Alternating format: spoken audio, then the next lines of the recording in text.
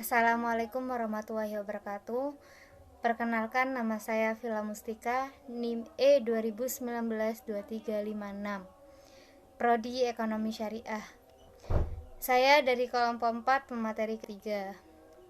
Di sini saya akan mempresentasikan distribusi pendapatan dalam pembangunan ekonomi. Seperti yang sudah kita ketahui, bahwa untuk mengukur tingkat kesejahteraan masyarakat di suatu negara, maka digunakan data pendapatan per kapita negara tersebut. Namun, penggunaan data pendapatan per kapita tersebut memiliki kelemahan karena tidak mampu memberikan gambaran tentang perubahan mengenai distribusi pendapatan maupun perkembangan dalam kesempatan kerja. Padahal, hal tersebut penting untuk mengetahui keberhasilan pemerataan pembangunan yang telah dicapai oleh suatu negara, khususnya negara-negara berkembang.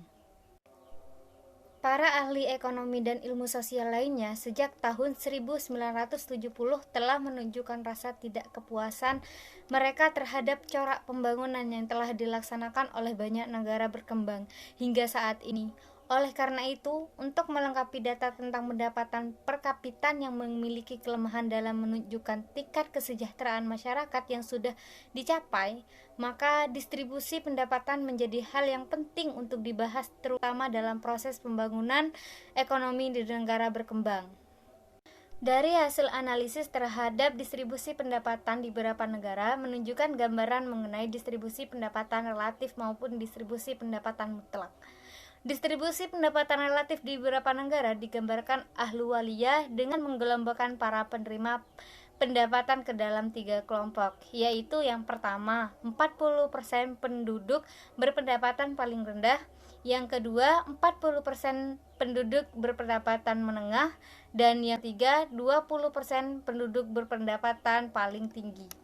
Sedangkan keadaan distribusi pendapatan mutlak di negara berkembang adalah sebagai berikut.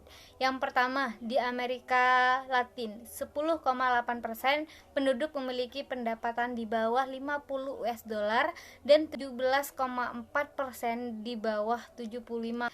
Dan yang kedua, di Asia, 36,7% penduduk memiliki pendapatan di bawah 50 US dollar dan 57,2% di bawah 75 US dollar.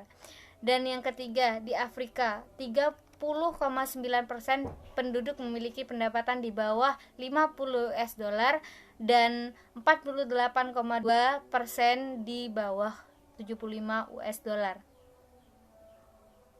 Selanjutnya, strategi atau kebijakan pemerataan pembangunan.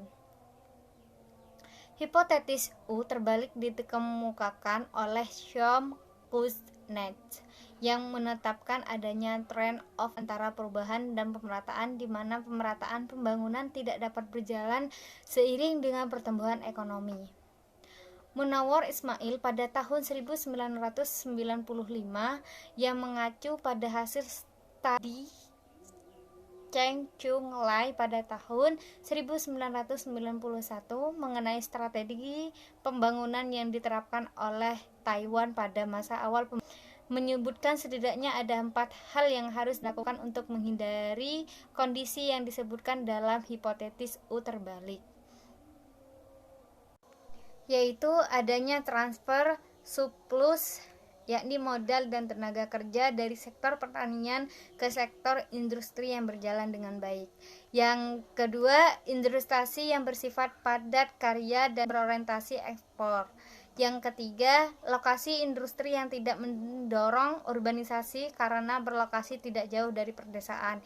Yang keempat, adanya land reform yang menghilangkan elit kekuasaan di daerah pedesaan dan mengurangi konsentrasi kekayaan serta mendorong tuan tanah untuk menanam modalnya di sektor industri yang berkembang.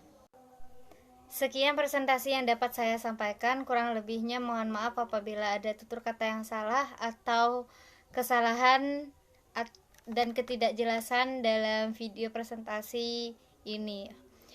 Kurang lebihnya wallahu muwaffiq ila muthoriq. Wassalamualaikum warahmatullahi wabarakatuh.